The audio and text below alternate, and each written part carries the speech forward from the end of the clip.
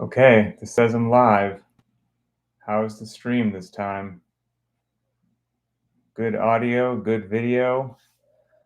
Let's see, just a second ago, my video of myself that I was watching was choppy and terrible. And now it actually seems to be working significantly better. So let me see if my hand looks choppy when I wave it. No, it looks okay. All right. So I'm going to assume that we're good to go and we solved whatever issue was happening with YouTube Live. Okay, it's good to go. All right, great. Sorry about that, everybody. First day doing YouTube Live, and it just didn't go well right off the bat. But now we're solid. All right, so we will get this going. So I decided to do it today on YouTube Live because traditionally I do a Facebook Live in the private Facebook group, but then I need to download that and create a video and then put it on the CrossFit Linchpin YouTube channel anyway. So this removes a step. Removing a step is always nice. So the part that didn't change is the questions that will be answered today as part of the Ask Me Anything. Those are posted in the CrossFit Linchpin private track, the closed Facebook group. So members submit questions, other members upvote them, and then I answer the most popular ones live each week. So we'll be good to go. So let's click on the questions here and we will dive right in. All right. So first most upvoted question. Oh, now my computer's doing weird things. Okay. First most upvoted question was from Gabriella B. And she says, if for any reason you couldn't do workouts at high intensity, only moderate, would you change the program? Would you add volume, for example? For mental health reasons, I struggle to perform at high intensity, and sometimes I wonder if in that case I need more volume. I hope this will end, but it's been the case for many years. Thanks, Pat, and this wonderful community. Even at a lower intensity, I really enjoy Linchpin, and with a little heart emoji. So good to go. Excellent question, and I've got a bunch of thoughts on it, so hopefully it goes well. All right, let me get my answer sheet up here. So, all right, generally speaking, answering her question here, high intensity versus moderate intensity, should somebody maybe add volume? Maybe if you're going to not work out at high intensity ever, and that's kind of how I'm interpreting the question, it's just off the table forever and ever and ever. It's only going to be moderate intensity from here on out.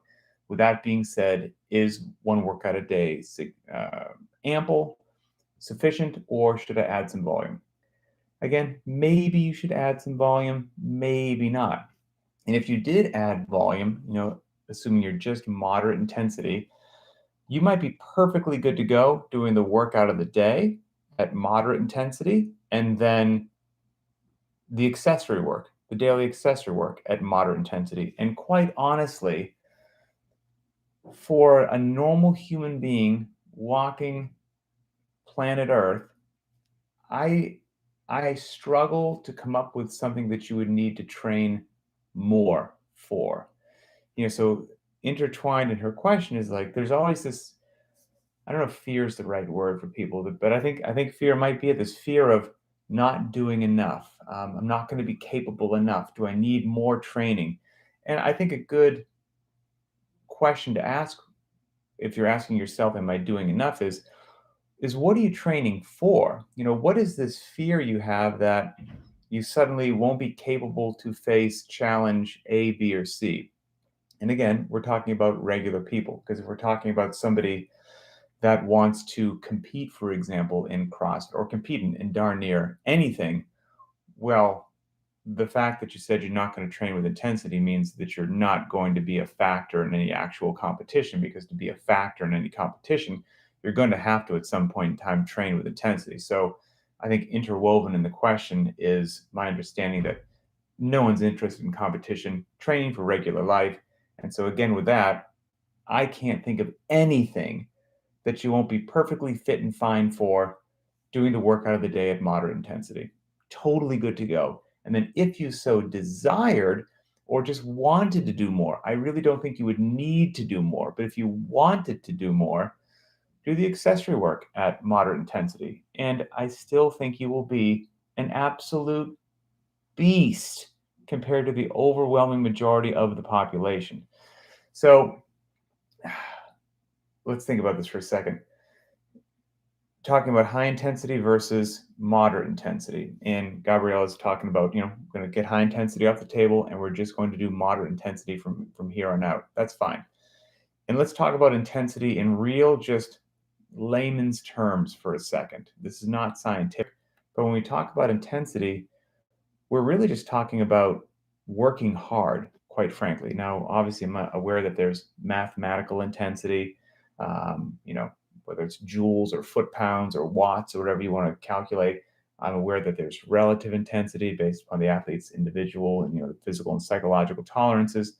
But if we're oversimplifying it, just for the purposes of having a chat, if you're working out with intensity, you're working hard. Again, I know it's not scientific. You could think of if you're doing a 7x1 deadlift day with intensity and you've got more weight on the bar than you had last time, and your rest periods are the same as they were last time, but the weight went up even a kilo, 2 pounds, that's a more intense workout, mathematically speaking. If you do a workout that's a for time workout and it's a workout that you've done before and you do it with the same loading and everything else is the same, but you do it in less time, well, that's a more intense workout. And that's what most of us do or strive to do the overwhelming majority of the time in CrossFit. So now let's think for a second of the opposite, right? We're not looking to work out with more intensity. We're not looking to work out with high intensity. Well, let's imagine the opposite. Every time I deadlift, I'm going to have just a little bit less weight on the bar, just a bit less than last time. And I'm going to rest just a bit longer between each set. So more rest, less weight, it's a less intense session. Do we think that that session is going to drive adaptation and results, or the other session when we're intelligently trying to just tick a little bit more on the bar each time, appropriately so? Obviously, the answer to that is obvious. It's the doing a bit more. What about the for time workout? A repeated benchmark comes out, and you know what? Intensity isn't on the table anymore, so I'm going to try to do this workout a little slower this time than I did last time. And the next time it comes up, I'm going to try to do it even a little slower still. Do you think your fitness will advance, or do you think your fitness will backslide? Fitness is going to backslide. So there are some, I think, just physiological truths, which I just discussed there, that are intertwined in the conversation. And you just have to be aware of those truths if you are going to make a decision as to whether or not to utterly, completely eliminate intensity from your training. It is what it is. Now, Gabriella mentions that, mental health concerns with regards to high intensity training. That makes the answer, to me anyway, profoundly simple. If working out at high intensity is bad for your mental health, and working out at moderate intensity treats your mental health wonderfully, easiest question I've ever been asked in an AMA. Easiest question. Don't do the high intensity training, do the moderate intensity training, enjoy a wonderful, happy life. Super simple. But like I said, we just have to understand that certain actions lead to certain results with regards to either increasing fitness, sustaining fitness, or fitness potentially sliding a little bit, retrograde, if you will. And just, it is what it is. Now, another thing I think that Gabriella might benefit from, and people in general, is intensity. You don't have to think about it just so binary as it's either just high or low intensity, right? High intensity is I just smash myself, and that's high intensity, and that's CrossFit, and anything other than that is not high intensity, and it's not helpful, and it's not driving the needle. I would encourage everyone to kind of get away from that. So again, an oversimplification, because it's beneficial, is let's think there's 0 to 100% as far as intensity goes, your effort level, right? And you can have low, medium, or high intensity. I've said this before. So there's 3. Each gets 1/3 of the pie. Well, if we're doing that kind of simple math, low intensity would be 1% to 33% intensity, that slice of the pie. Moderate intensity would be 34% to 66% effort. And then high intensity would be 67% all the way up to 100%. And I guess the reason that I think framing it like that is helpful for some people is it might help you realize that if we're just putting it in three simple cuts, low, medium, and high, and they're all get a third of that pie, well, high intensity might start for some people around 67%. It's nowhere near 100%. So you've got a fairly decent strike zone from 67% to 100% that you're working plenty hard, but you're not operating at 95, 98, 100% where you're just going to black out and vomit afterwards and you can't even stand up. That's an extreme level of intensity that not everybody can do that frequently, and it's not sustainable. It's probably not good for anybody's mental health. And so, allowing yourself to ratchet it down, you might be able to ratchet it down to a level that is sustainable and that you do enjoy, and still be able to drive adaptation really, really well because you don't need to be at 90% or 85% intensity to get a lot of good things out of what you're doing in the gym. So that in and of itself, I think is helpful for a lot of people. All right, so now again, just diving into her question, which is a great one.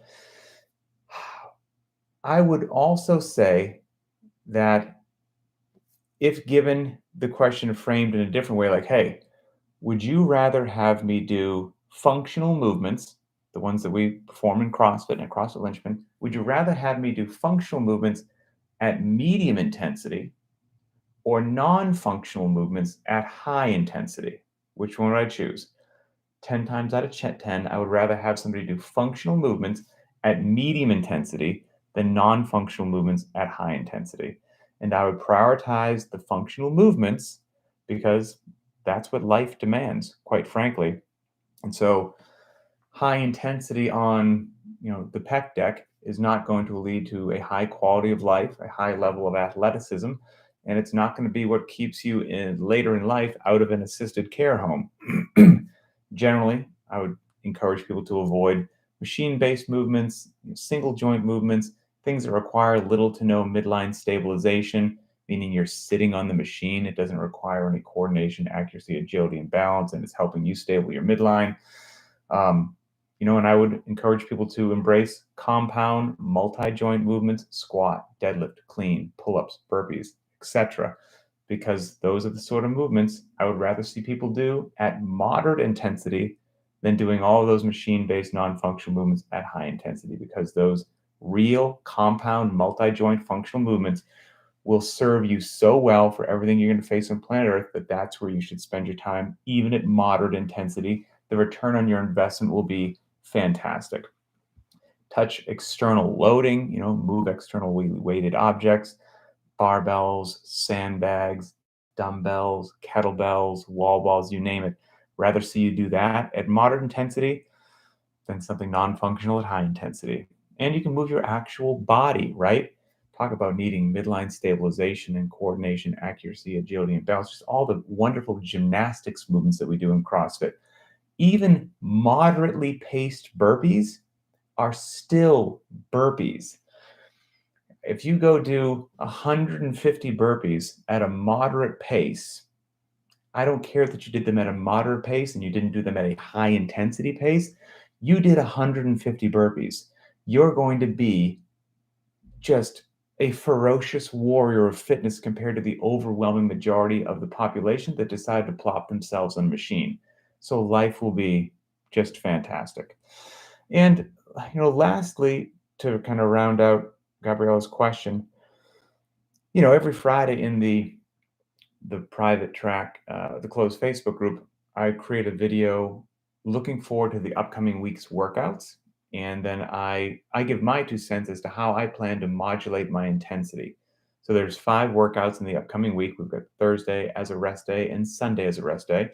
And over the course of those 5 workouts, I'm very open and honest that I have absolutely no intention of doing all 5 workouts at high intensity. I would have some sort of a breakdown either. And I would hate myself and hate CrossFit, and it would be unsustainable and how to have a terrible time. I'd be overtrained, under recovered. I wouldn't be motivated. I wouldn't want to walk into the gym. So that's no good.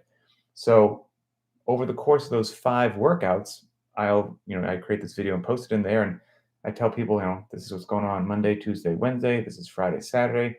Out of the 5 workouts, I usually try to stomp the gas. So be somewhere in that high intensity range, so to speak, 67 to 100%.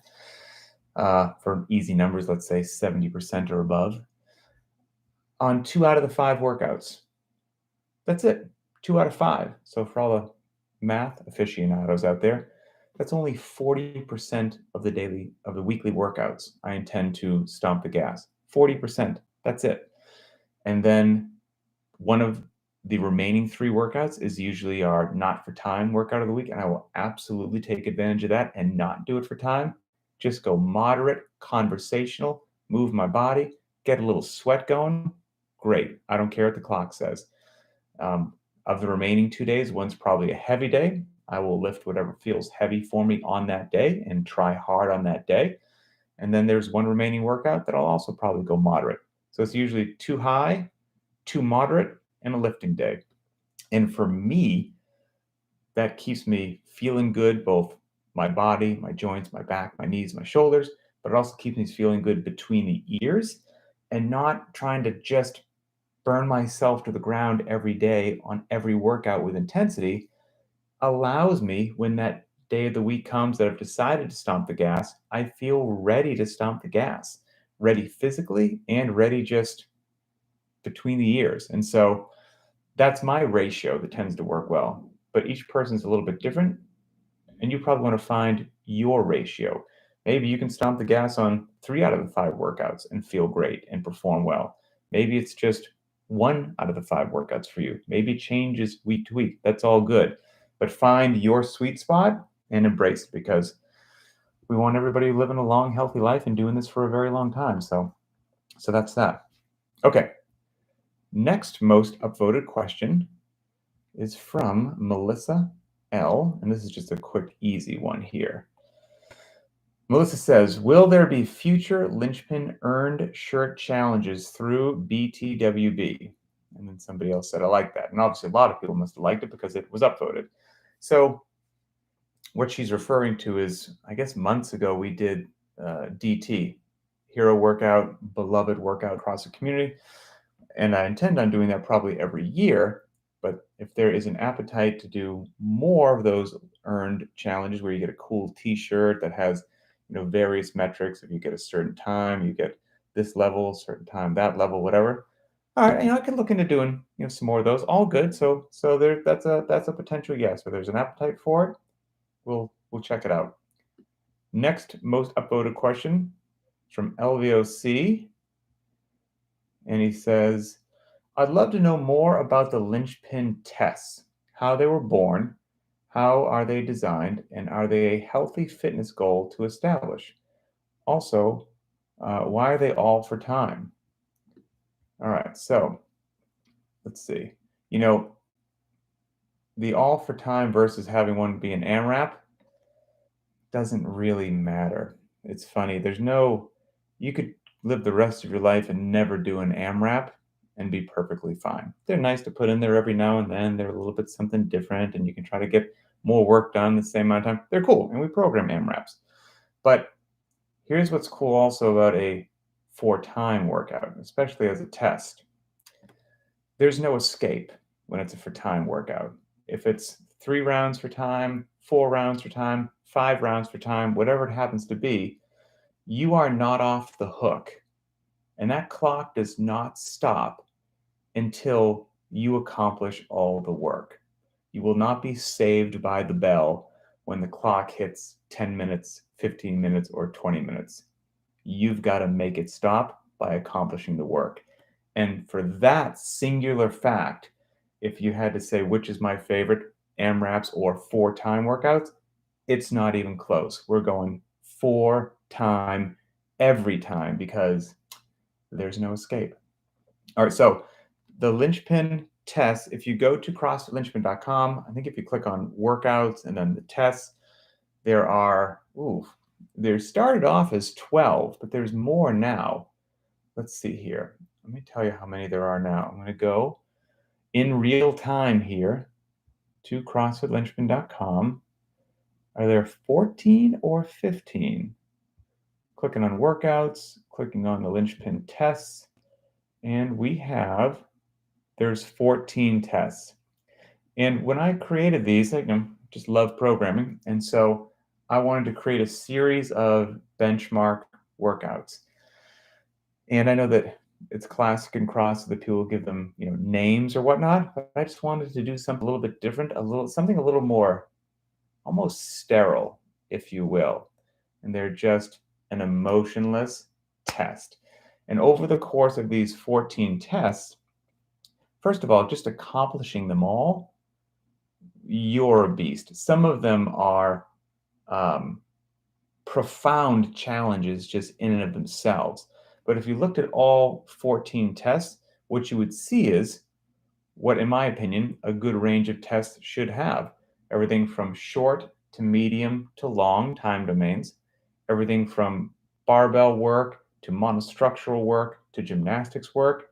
And then that barbell work is light to moderate to heavy and everything in between. You've got Olympic lifts, you've got slow lifts, you've got below parallel, you've got pulling from the ground, you've got going overhead, you've got hinging at the hip in the slow fashion, you've got hinging at the hip with your Olympic movements, you've got everything that you need. And just going, if somebody was to go through these, just as if you could pick a dozen other just well-rounded workouts, so to speak, they would give you a really good idea of where potentially some of your strengths are, where potentially some of your weaknesses are.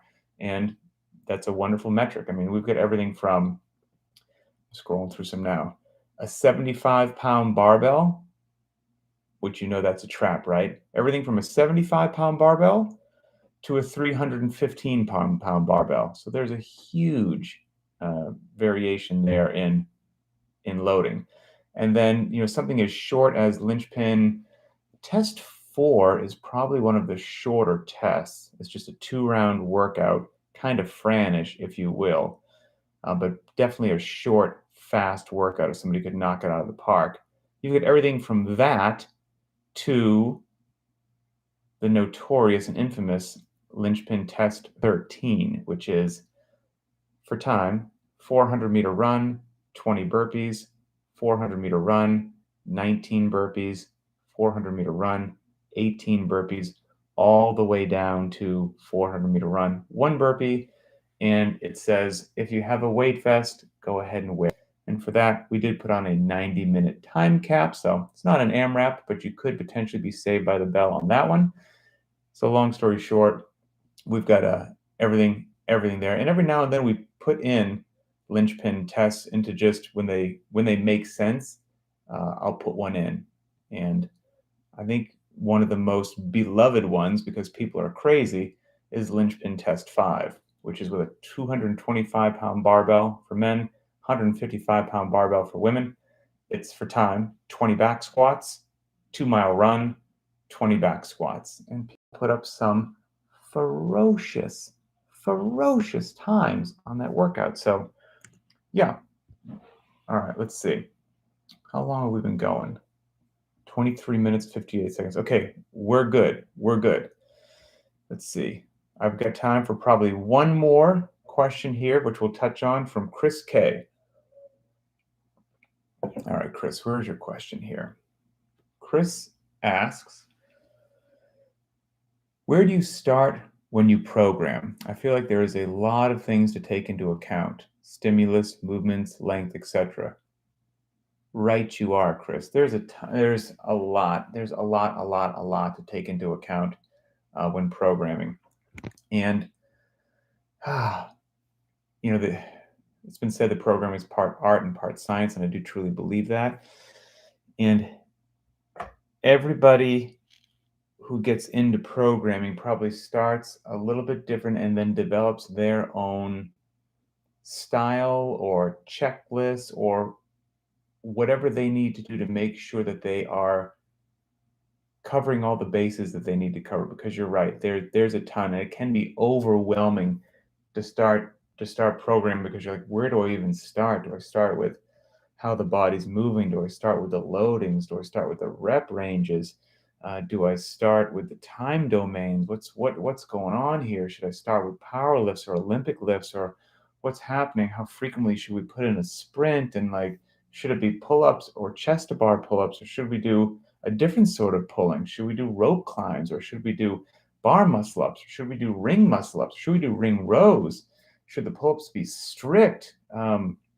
Should it be broken up into a 5-round workout, or should it be big chunks like a chipper? And there's a lot. And over the years, how I do it has morphed, or they just become more and more efficient. And so this could be a very long conversation, which we won't let it be.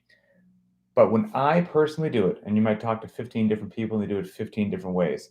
But the first thing I'll do, and I am actually this week in the midst of creating an upcoming 4-week block of training for Linchpin. So I'm in the trenches right now as we speak.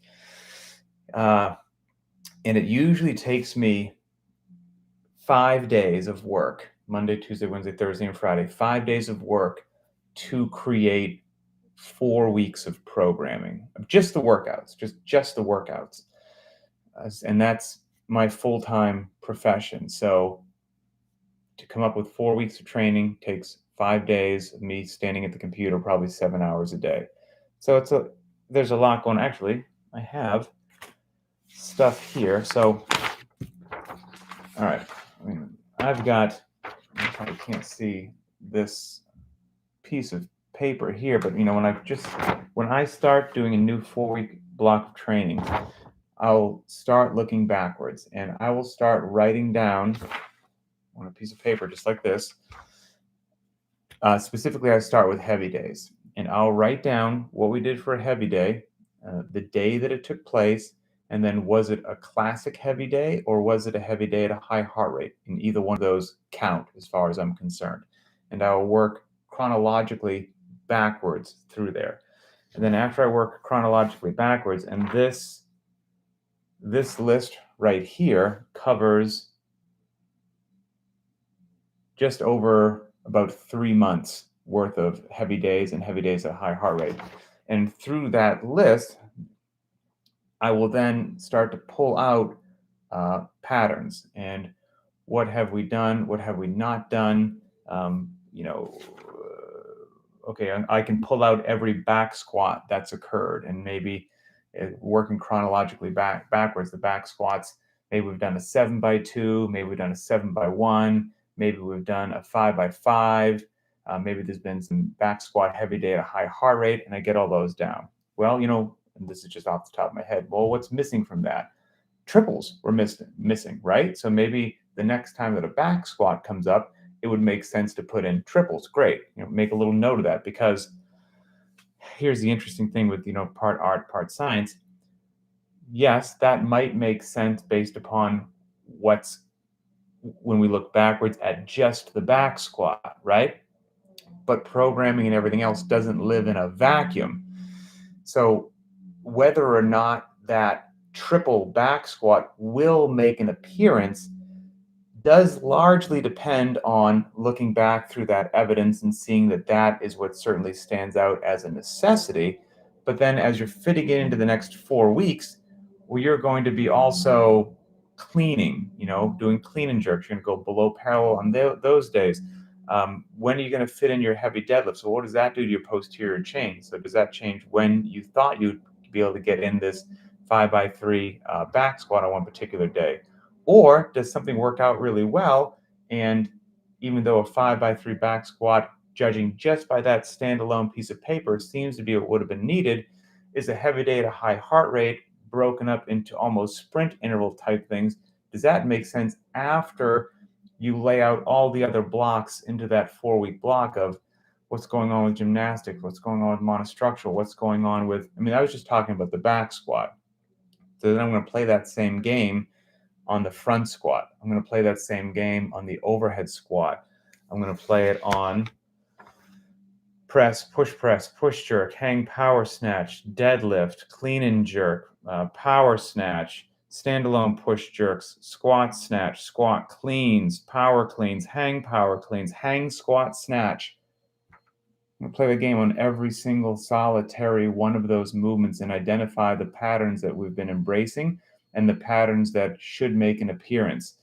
And then you have to understand that all of those things, okay, so now you identify exactly what's going on. You can't just jam all of that into 4 weeks. It's not going to flow beautifully. A lot of those things are going to interfere with one another. You wouldn't have enough rest between the two movements. And so, yeah, you got them in just to say that you got them in, but now your athletes are overtrained and beaten down and not succeeding.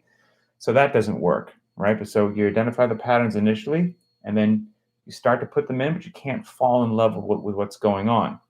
And then after I put those in, I can play that same game. Look at all kinds of different stuff here that I've just created that helps me track down what's taken place and when it's taken place. And, on something as simple as the back squat, or the front squat, for example. Well, it's not just a front squat. You've got multiple different types of front squat. You've got a front squat classic heavy day that in and of itself could be the 7x1, 2s, 3s, 5s. It could be the wave that we do, the 10, 5, 3, 2, 3, 5, 10, 2, 3, 5, 10. All of those could fit into a classic heavy day. But then you could have a front squat also that's a heavy day at a high heart rate. And so it is a strength day, but it's not a classic strength day, but it does tick that box, but in a different manner. But then you also have a front squat that's just in a workout, but maybe not at a loading significant enough that you would call it a heavy day at a high heart rate, but you still front squatted. You're still getting in something there. And that exact same game and data has to be taken into account on those other 15 movements that I just mentioned. And that's just talking about what goes into the heavy days. Then we're going to have to play that exact same game with everything from, again, pull-ups to overhead to monostructural components to sprinting to your midline. Like, what do we do for midline? Was it L-sits, toes to bar, V-ups, GHDs, regular sit-ups, knees to elbows, hollow rocks? How was it? How frequently have those come up? And if they do come up again, what was the rep range that took place last time? And does it make sense to change that rep range a little bit based upon what happened previously? And that has to happen over and over and over again. And that's why it takes all day, 7 hours a day, 5 days a week to program just 4 weeks of just workouts. And now we haven't done the warm-ups, the scaled option, the wild card option, the dumbbell option, the no equipment option. The accessory work has to make sense and jive with what's going on in the workout of the day and be complementary to it, given the volume that took place, given all those other things that I've mentioned and analyzed. And then what are we doing the next day as well to make sure that that does or does not interfere based upon whatever the goal happens to be. Goal times have to be created. So it takes a very long time. Luckily, I love it, or probably I would have jumped off a bridge a while ago. But that's why,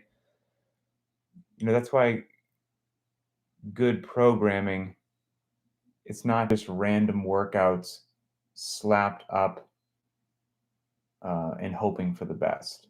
That's not going to serve anybody well in the long term. And that's why if you do find solid programming, and I wouldn't be putting this out there if I didn't think Linchpin was some of the best programming on the face of the earth. That's why if you do have somebody that you trust, putting that much time and effort into the workouts, that's why it's not a coincidence. That's why you can actually do one workout a day with the appropriate amount of intensity and get tremendous benefits that seem like you should have to do so much more working out to get the benefit you can from just one workout, because it's not just one randomly chosen workout. It's one workout that all of that thought, time, and effort as to how the human body works and what we've done previously and what exactly is needed today, given the whole other symphony of stuff that we have going on, to drive that needle in a nice, appropriate fashion. And so there's a lot that goes into programming. It's a labor of love, but it also it's a bunch. So that's it. Let's see. All right. And finally, we will do some shout outs, and then we'll do the garage gym call to action. All right, I've got 3 Linchpin shout outs. First one is from Colin J. And this was for a 15-12-9 workout of clean and jerks and chest to bar pull-ups. That's the prescribed workout. And he got a 15-second PR.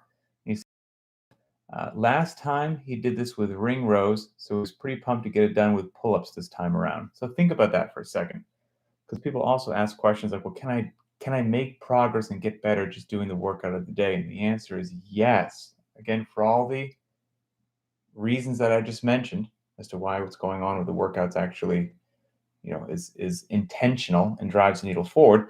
But then you've got Colin, who last time did it with ring rows, this time did it with kipping chin over bar pull-ups, and having that huge increase in difficulty, got himself a 15-second PR. So congratulations, Colin. That's absolutely fantastic, and that's what we're talking about.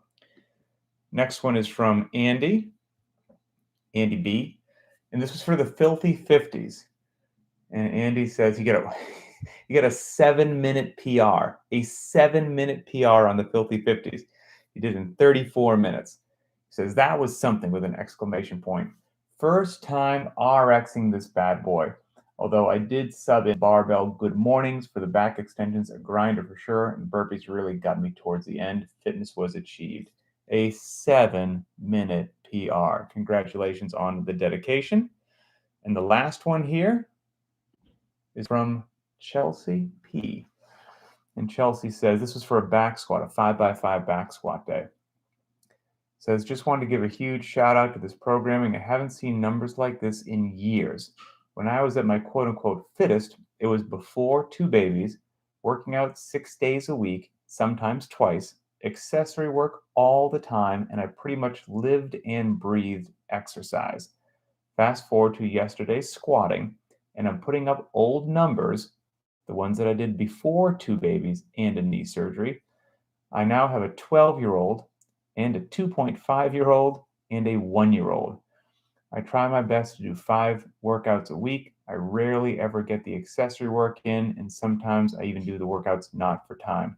Linchpin is fantastic. Thanks, coach. Thanks to the community. So point being, getting back to what we're saying, Chelsea's experience right there is fantastic. It's not